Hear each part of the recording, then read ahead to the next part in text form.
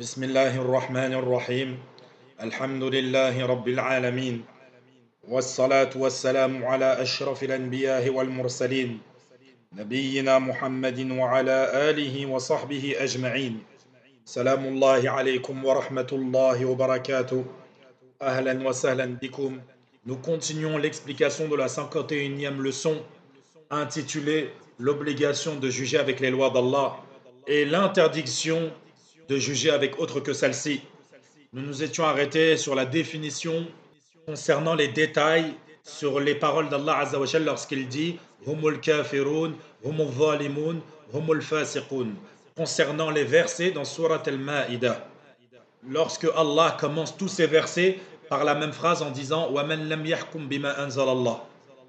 Tayyib, ceci étant dit, à quel moment nous allons considérer que celui qui juge par autre que les lois d'Allah est un mécréant, qui accomplit de la grande mécréance?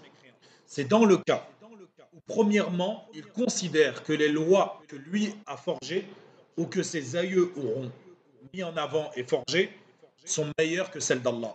Alors là, il est mécréant. Deuxièmement, s'il considère que ces lois-là et les lois divines sont équivalentes et qu'il a le choix de juger avec les lois d'Allah ou avec celles de ses aïeux, étant donné qu'elle est équivalente, alors également à ce moment-là, il est mécréant. Troisièmement, s'il pense que les lois mondaines passent avant les lois religieuses, alors il est également mécréant. Ou encore, s'il pense qu'il a le choix de juger avec les lois mondaines ou les lois divines, alors il est mécréant. Quant au dhulm, quand est-ce qu'il est injuste?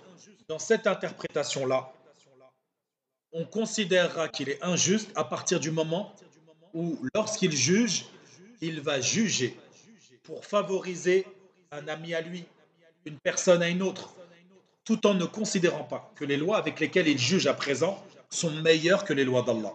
Dans ce cas-là, il est injuste.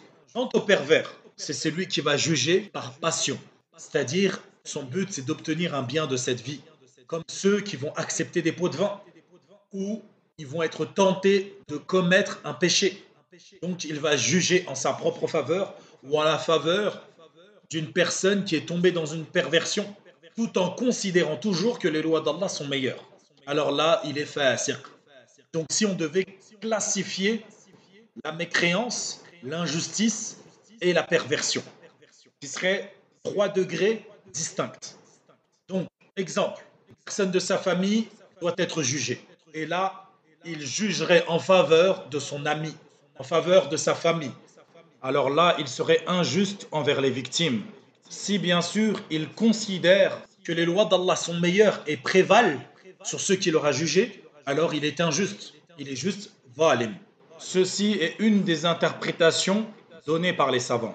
Donc on comprend avec cette interprétation-là que le mécréant, que le zalim et que le fasiq est en fonction de la situation, de celui qui juge, tout en considérant pour le deuxième et le troisième que la loi d'Allah prévaut sur la sienne. Donc, cette manière d'interpréter, elle concerne celui qui a autorité et qui juge autrui, que ce soit le juge, que ce soit le père, que ce soit la mère sur ses enfants, etc., etc.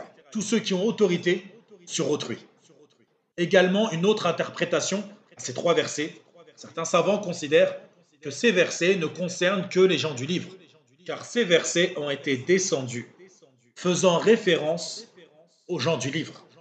Mais ceux qui appliquent des règles religieuses et qui appliquent une règle communément connue, qui est une règle de l'islam, qui est une vérité, ils disent يقولون بعموم اللفظ ولا بخصوص السبب.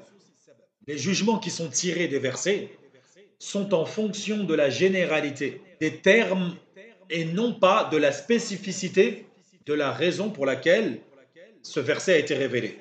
C'est-à-dire que si on met en application cette règle, la première explication qu'on a donnée est la plus plausible et la plus proche de la vérité. Car ceux qui sont venus et qui ont divergé avec cette vérité, ce sont les extrémistes qui ont interprété ces versets avec une interprétation contradictoire et ils ont contredit ce que Allah Azza wa Jalla a dit dans son livre.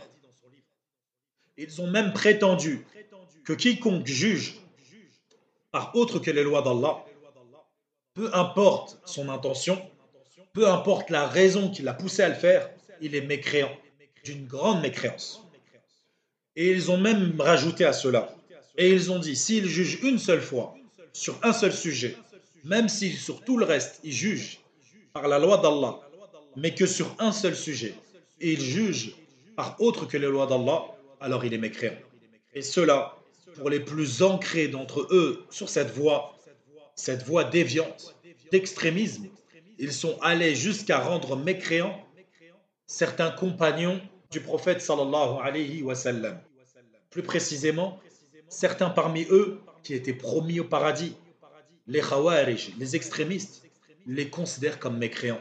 Car parmi leurs ancêtres, donc leurs aïeux, les khawarij de l'époque du prophète et des compagnons, ils ont rendu mécréant Ali ibn Abi Talib radiallahu anhu. Ils ont également rendu mécréant Muawiyah ibn Abi Sufyan radiallahu anhuma. Et ils ont même rendu mécréant tous ceux qui étaient avec lui, comme Amr ibn al-As radiallahu anhu. Également ceux qui étaient avec Ali, tels que Abu Musa al-Ash'ari radiallahu anhu. Ils ont prétendu que ces hommes-là ont jugé avec la vision et la volonté des gens de leur époque et non pas avec les lois d'Allah. Et bien sûr, lorsqu'on parle de ça, ce n'est pas une chose, ce n'est pas un sujet qu'il faut prendre à la légère. Car lorsqu'ils ont rendu mécréants les compagnons du prophète sallallahu alayhi wa sallam, cela a légitimé et légalisé leur sang pour eux. Ils ont légitimé le fait de les tuer. Mais bifadlillahi ta'ala, des hommes tels que Ibn Abbas radiallahu anhuma nous ont enseigné, nous ont apporté ces lumières. Et il nous a dit concernant ces versets-là, وَمَنْ لَمْ يَحْكُمْ بِمَا أَنزَلَ اللَّهُ فَأُولَٰئِكَ هُمُ الْكَافِرُونَ. Ce n'est pas la mécréance à laquelle les khawarij penchent. Il veut dire par là que cette mécréance n'est pas automatiquement de la grande mécréance, mais c'est un kufr duna kufr, c'est-à-dire que c'est une petite mécréance, selon l'intention. Et ceci est pris du fait que dans la mécréance, elle se divise en deux, et ça on en a parlé dans le cours précédent. Sachez que l'explication de Ibn Abbas radiallahu anhu est connue dans tous les livres de tafsir. Ils mettent en avant son explication, sauf bien sûr dans les livres des Khawarij. Naam. Quant à la parole de Ibn Abbas radiallahu anhuma, du fait que c'est de la petite mécréance, les savants l'expliquent. Et nous l'avons également expliqué de manière détaillée, et plus simplement, Allah Azza wa Jal, parfois, il va mettre en avant le terme mécréant pour désigner un péché commis par des croyants. Également de notre prophète salawatullahi wa salamun alayhi. La preuve à cela, le hadith du prophète sallallahu alayhi wa sallam qui est connu et qui est authentique. An Abdillah ibn Mas'ud radiyallahu anhuma. Il dit أن النبي صلى الله عليه وسلم قال سباب المسلم فسوق وقتاله كفر. Insulter un musulman est de la perversion. C'est un pervers celui qui insulte un musulman. Et le tuer, c'est de la mécréance. Ce texte est clair, explicite et authentique. Insulter un musulman, c'est de la perversion. Tuer un musulman, c'est de la mécréance. Est-ce que ici, le prophète fait référence à de la grande mécréance? Est-ce que tuer un musulman fait sortir de l'islam ou non? Allah, il répond. Il dit dans le Coran, et comme vous le savez, le Coran est indiscutable. Sauf pour celui qui a une maladie au cœur. Allah tabaraka wa ta'ala, il dit وَإِن طَائِفَتَانِ مِنَ الْمُؤْمِنِينَ اقْتَتَلُوا فَأَصْلِحُوا بَيْنَهُمَا. Ici, il les a nommés croyants. Deux groupes de croyants. الإيمان يختلف من الإسلام. إذا أطلق دون ذكر الإسلام فيدخل فيه الإسلام. أي القاعدة المعروفة. إذا افترق اجتمع وإذا اجتمع افترق. Lorsque la foi est mentionnée sans être fait mention de l'islam, alors l'islam intègre la foi.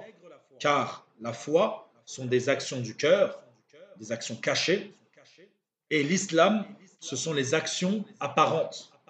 Donc, dans ce verset, Allah fait référence aux musulmans et aux croyants, donc ceux qui ont la foi, et pas comme ceux qui essaieraient de mentir en disant non mais ici il fait référence aux hypocrites. Les hypocrites ne sont jamais appelés croyants. Donc il fait bien référence aux croyants musulmans qui ont la foi. Donc pour revenir à notre argumentation, qui ne vient pas de moi, mais qui nous a été expliquée par les savants. Le prophète, dans le hadith, il dit qu'insulter le croyant, c'est de la perversion, et que de le tuer, c'est de la mécréance. Puis Allah, il nous dit dans le Coran que si deux groupes parmi les croyants s'entretuent, ça veut dire qu'ici, logiquement, il y a forcément un des deux groupes, ou carrément les deux groupes, qui seraient considérés comme mécréants. Naam, nous disons, c'est oui, de la petite mécréance. C'est un péché qu'ils sont en train de commettre. Ça ne les fait pas sortir de l'islam, ni de l'iman. Ça diminue, mais ça ne les fait pas sortir de l'islam, ni de l'iman. À tel point, ce sujet est pertinent. L'imam al-Bukhari, rahimahullah, qui a écrit un ouvrage qui est une référence pour les musulmans, qui est le livre le plus authentique après le Coran lui-même, il a nommé un chapitre Babun, chapitre وَإِن طَائِفَتَانِ مِنَ الْمُؤْمِنِينَ اقْتَتَلُوا فَسَمَّاهُمْ مُؤْمِنِينَ. Et si deux groupes de croyants se combattent, il les a donc appelés croyants. Il a consacré un chapitre entier sur ce sujet. Et là, on voit la sagesse de cet imam et des savants en général. Et l'utilité des savants, on en a grand besoin. Car l'imam al-Bukhari, rahimahullah, il n'a pas fait quelque chose d'immense. Mais pourtant, c'est bel et bien immense. Car en mentionnant juste chapitre et évoqué le verset, puis il a précisé que Allah les a appelés croyants. Cette chose qu'il vient de faire, ce récapitulatif simple, entre le fait de l'importance du sujet, à tel point qu'il lui en a consacré un chapitre entier, et que tu précises que cette phrase-là, qui est mentionnée dans le Coran, ne les sort pas de la croyance, de la foi, de l'islam, c'est quelque chose d'immense. Et qui répond à bon nombre de personnes qui ont des ambiguïtés jusqu'à nos jours sur de tels sujets. Allahu Akbar. فنكتفي بهذا القدر اليوم. Il y a tellement de choses à dire, mais dans ce chapitre de Sahih al-Bukhari, il est rempli de fawaïd. Et je ne parle même pas alors des explications des savants sur ce chapitre. ولكن نكتفي بهذا. On se contentera que d'évoquer ce qu'on a évoqué. فبارك الله فيكم على حسن استماعكم وفقنا الله وإياكم لكل ما يحبه الله ويرضى وصلى الله وسلم على نبينا محمد وعلى آله وصحبه وسلم.